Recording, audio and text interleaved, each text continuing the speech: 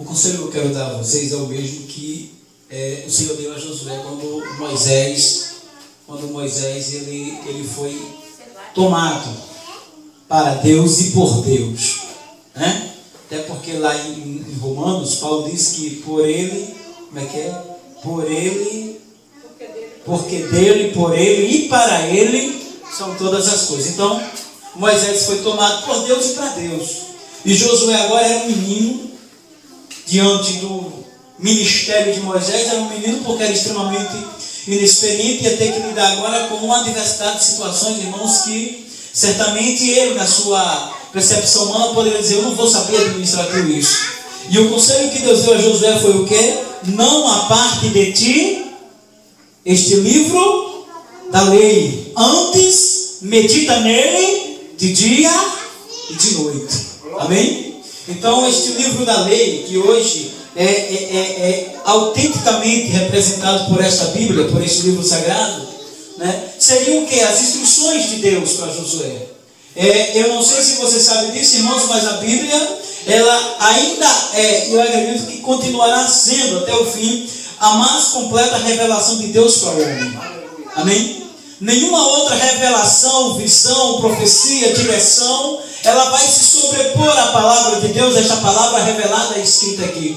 Porque a palavra do Senhor, o próprio Cristo falando dela, ele diz que passarão os céus, mas a minha palavra, ela não há de passar, ela vai permanecer para sempre. Então o crente, irmãos, que confia em Deus, mediante aquilo que Deus revela na sua palavra, ele vai se comportar diante das adversidades como se comportou o irmão Jó. Amém?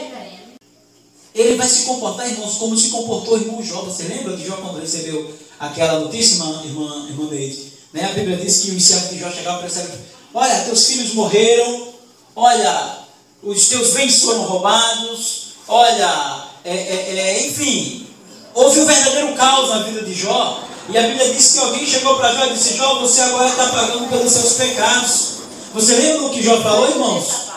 Você lembra do que Jó falou? Eu não estudei essa parte. Estudou não, né? Mas vai aprender hoje. Jó disse assim: olha, nu saí do ventre da minha mãe e nu para lá eu voltarei. Deus me deu e Deus tirou. Bendito seja o nome do Senhor. Jó adorou a Deus. E alguém pode dizer: mas como um homem recebe a notícia de que seus filhos morreram? Como um homem recebe a notícia de que o negócio que ele tinha, que era seu meio de vida, se acabou? Como um homem recebe a notícia de que suas filhas queridas também foram ceifadas? Como um homem recebe a notícia de que os seus funcionários tinham sido mortos? E ele diz: bendito, adorado, exaltado seja o nome de Deus. É porque Jó, eu digo que certamente Jó, ele não tinha apartado do seu coração o livro dessa lei, né? Ou seja, Jó, ele atentava para a palavra do Senhor.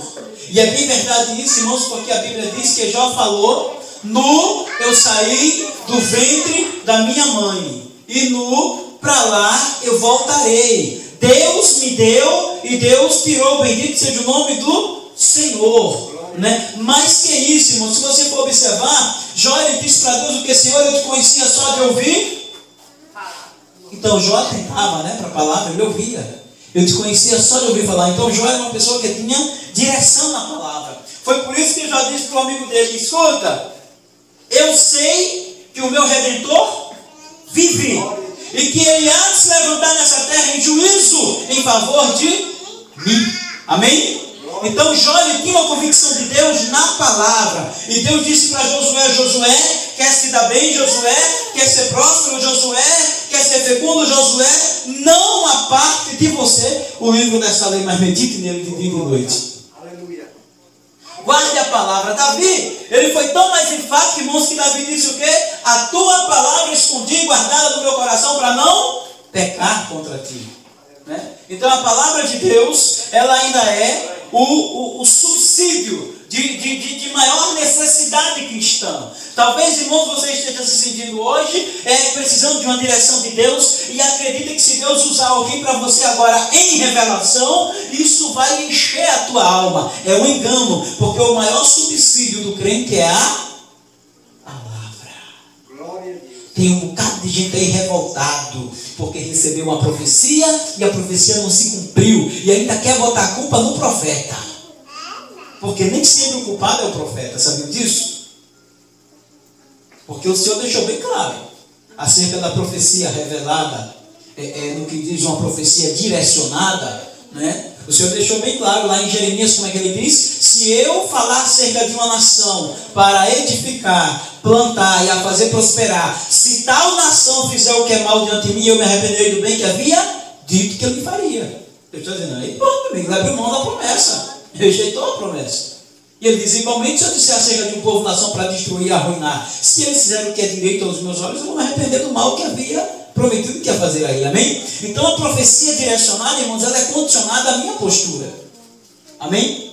É uma profecia direcionada. Ei, neto, eis que o Senhor diz para você, vai ser assim que eu estou direcionando, amém? Agora, a profecia revelada, que é a palavra de Deus, já disse aqui, vai passar o céu e vai passar a terra, mas ela não passa.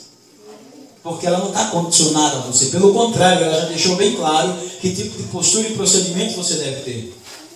A palavra que nós lemos, irmãos, em Mateus capítulo 6, versículo 36, 33, embora nós tenhamos lido a partir do versículo 25, ela fala mais precisamente sobre o reino de Deus. Amém? Eu queria só lembrar a você que primeiro, Jesus ele revela em Mateus, irmãos, pelo menos 4 comportamentos que norteiam o ser humano. São 4 campos explorados pela palavra: o homem enquanto ser biológico, psicológico, social e espiritual. O que nós estamos falando aqui é o homem no seu contexto espiritual, quando a palavra diz: buscar em primeiro lugar o reino de Deus e a sua justiça, e as demais coisas vos serão acrescentadas. A primeira coisa que está aqui implicitamente revelado para mim e para você é que nada acontece em um mundo real e natural, que é o mundo que nós trafegamos, sem uma determinação espiritual. Amém? Então o menino nasceu, isso existiu primeiro nos céus. O menino morreu, isso existiu primeiro nos céus. A porta de emprego se abriu, isso existiu primeiro nos céus. A porta de emprego se fechou, isso existiu primeiro no céu. Então nós precisamos entender que a nossa vida é dirigida por um ser mais poderoso, mais supremo, mais majestoso. Amém? Que a palavra diz que nós não teríamos conhecido a Ele se Ele não quisesse revelar a nós. Ele é emanente porque se revelou a nós, mas Ele é transcendente em sua essência, porque Ele é inatingível, inalcançável. Amém? Ele é grande, Ele é poderoso, Ele é supremo. Amém? Se revela a nós como Jeová, como Deus, Criador dos céus e da terra.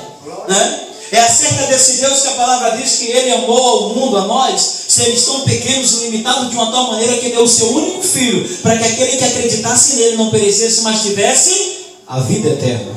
Amém? É desse Deus que nós falamos. Então esse Deus, Ele dirige, irmãos, de uma forma absoluta todas as coisas. E é por isso que Jesus diz quando ressuscitou que todo o poder me foi dado no céu e na terra. Ele se revela a Deus, detentor de todo o poder aí. Amém? Então não acredite que você vai ter sucesso aqui apenas pelos seus esforços. Os seus esforços, sem dúvida, ele é importante, mas você precisa entender que Deus, lá nos céus, precisa sinalizar em seu favor para que você tenha sucesso.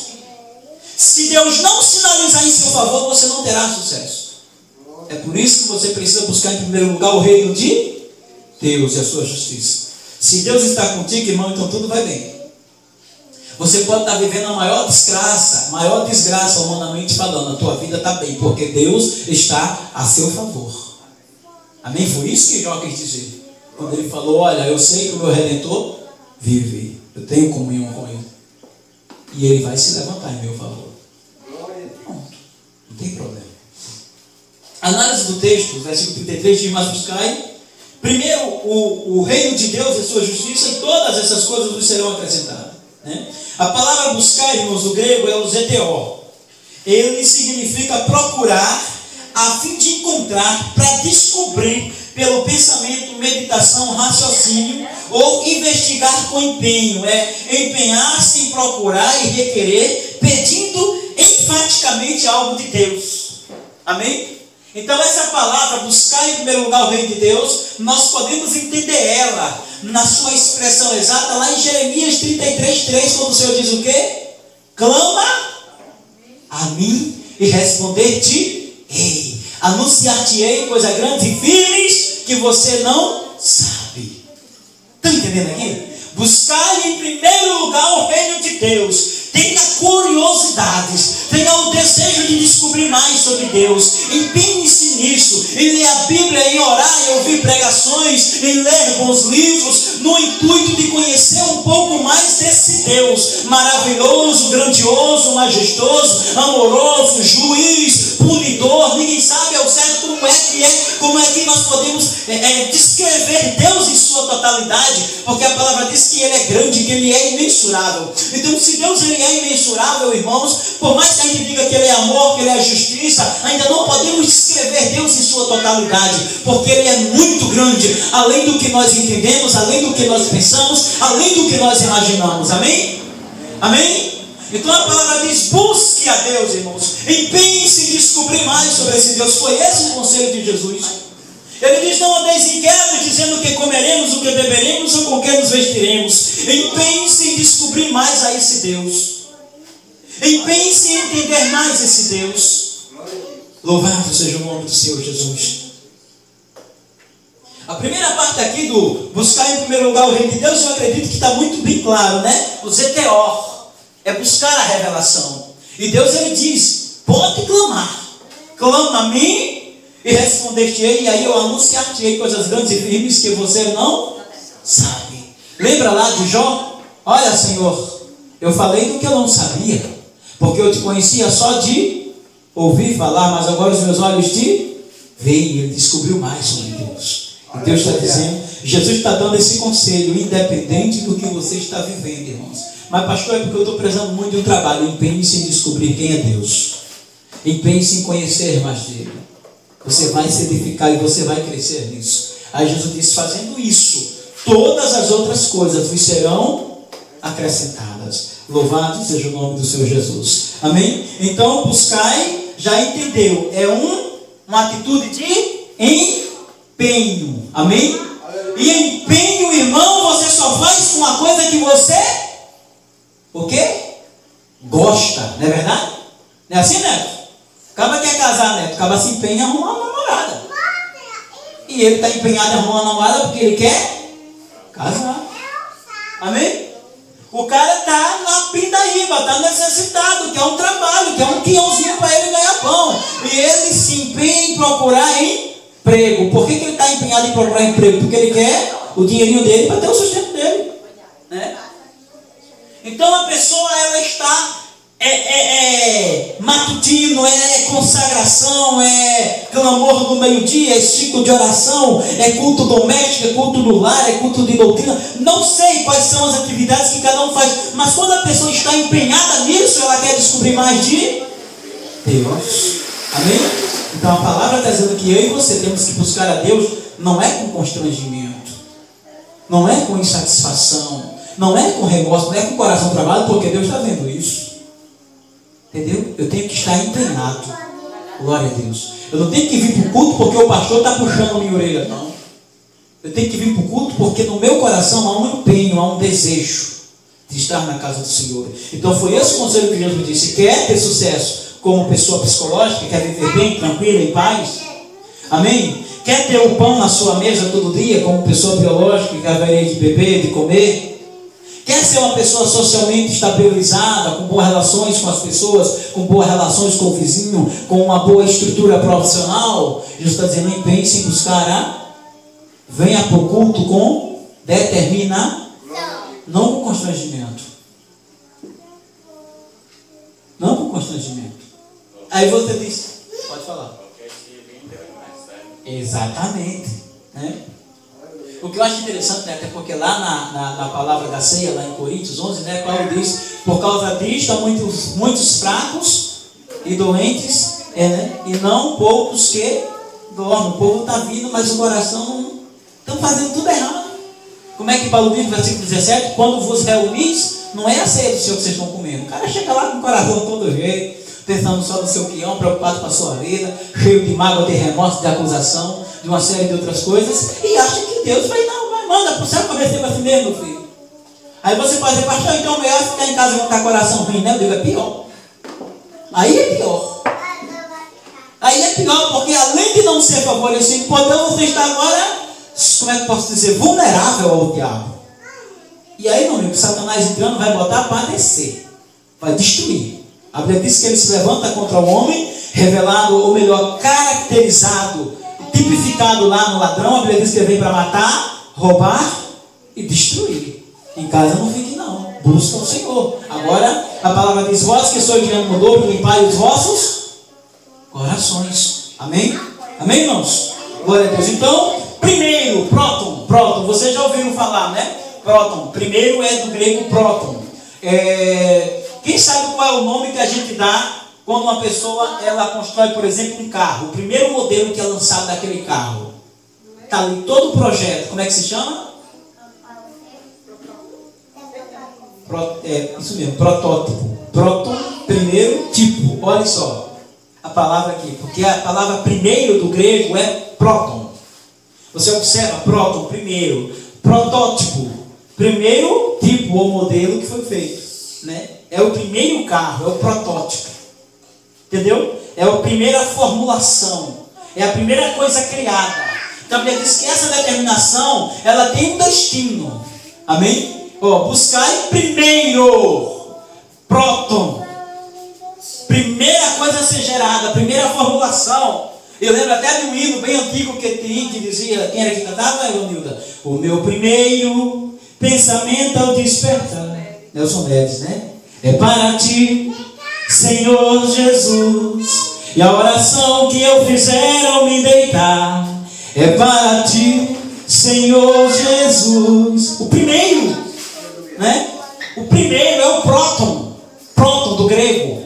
Primeiro, primazia, né? O primeiro modelo criado. Então aqui, quando se diz buscar em primeiro lugar, né? Significa primazia em tempo, lugar em qualquer sucessão de coisa ou pessoa, né? Primeiro em posição, influência e honra. São todas essas considerações de estar aqui no primeiro. Quando eu digo é o primeiro, quando você completa ano, irmão, que você vai cortar o bolo, a maior curiosidade, irmãos, é para quem você vai dar o primeiro pedaço, né? O primeiro pedaço do bolo.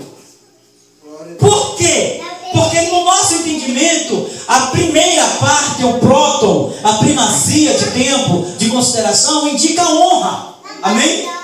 Aí eu pergunto, irmãos, quem é que está tendo honra no teu tempo? Não precisa responder para mim, mas faça essa observação. Amém? A gente vai dar um desconto por menino, porque é 10 minutos para segurar o menino sentado no mar. Depois você tem que soltar, viu? A pedagogia já ensina isso, né? Você só segura o menino sentado numa cadeira por no máximo 10 minutos. É Jesus, pastor, ou não? Hein? É Jesus ou não? É Jesus, exatamente, muito importante, entendeu? Mas aí eu pergunto, qual tem sido quem tem tido honra, primazia no meu tempo? Para quem tem sido dedicado? A minha vida, o meu trabalho, meus projetos, minhas habilidades. A quem eu tenho dado primazia em minhas habilidades? A quem eu tenho dado primazia? Irmãos, é uma coisa séria que a gente precisa rever. Porque Jesus disse que se você quer ter bênçãos terrenas, Jesus disse que se você quiser ter bênçãos, irmãos, espirituais, profissionais, sociais, psicológicas, Jesus disse que você tem que dar a primazia, o primeiro lugar a Deus. Amém? Eu acordo e a primeira honra que eu tenho que dar da minha vida, do meu despertar, é para Deus. Eu me levanto e a primeira honra do meu tempo, e nisso, eu não sei você, mas eu peco muito. Por isso que eu disse que hoje nós vamos fazer uma oração de conserto. Porque a Bíblia diz que a primazia do meu tempo, quando eu acordo, tem que ser para Deus. Buscar em primeiro lugar o reino de Deus. Então, essa busca, essa determinação, ela tem que ter prioridade em Deus, irmãos. E tudo tem que parar. E aí eu quero lembrar você de quando Davi trouxe a arca da casa de quem é o nome do cabra, Lenilda. A arca ficou na casa de uma certa pessoa depois que ela caiu. Eu não lembro agora. Mas ela disse que ficou na casa daquele homem porque uma pessoa tinha morrido e Davi teve medo. E a Bíblia diz que depois que Davi soube que aquele homem foi abençoado, porque a arca estava na casa dele, mandou buscar, mas foi sábio. Colocou os homens para trazer a arca no ombro. E a Bíblia diz que a cada 6 passos que eles davam, eles paravam e se cantavam, sacrificavam e adoravam a Deus. Primazia de tempo. Amém? Então Deus está dizendo aqui, irmãos, o que é que você faz da vida? O que é que a irmã Rosineide faz? Dona de casa, né? Faz o quê? Varre casa, lava a louça, faz tudo. A Bíblia está dizendo que dentro de tudo isso, você tem que parar em um determinado momento e dar honras a Deus. Não é a sua casa. A casa vai depois. A casa vai depois. Não é a sua casa. O irmão Beto trabalha no salário. E ele tem uma carga horária, mas a Bíblia está falando que antes de entrar no trabalho dele, ele precisa dar o tempo para Deus, a honra. Não, tem que trabalhar, mas eu vou adorar a Deus. Está aqui. E isso é um exemplo que eu estava criticando do irmão Isaac. Porque o irmão Isaac estava desempregado, começou a trabalhar. E não está vindo no culto no horário de trabalho. Eu fico, meu filho, deixa, porque ele tem moto, o irmão Beto não tem. Entendeu? Não está dando honra, não está buscando em primeiro lugar o reino de Deus. E a Bíblia diz que um cara desse está destinado e fadado a ter fracassos na vida. Isso é o que me preocupa. Porque Jesus está dizendo que quem não busca em primeiro lugar o reino de Deus e sua justiça está destinado a ter fracasso. E a Bíblia diz que esse cabra junta em saco, mas o saco é full. Ele pode juntar muito, mas no fim das contas não vai ter nada. Porque ele não deu primazia a Deus. Amém, irmãos? Então, reino do grego basileia significa poder real, realeza, domínio, governo. Diferente dos reinos existentes na atualidade, refere-se ao direito ou autoridade para governar sobre o reino. Do poder real de Jesus como Messias triunfante e do poder real e da dignidade conferida aos cristãos no reino do Messias. E aí eu começo a entender isso aqui, irmãos, porque está dizendo que eu tenho que dar essa primazia do meu tempo ao reino de Deus. Isso quer dizer que tudo que eu fizer, eu tenho que me importar primeiro como um cristão. Amém? Olha só como é profundo e sério isso. Eu tenho que me portar primeiro como um cristão.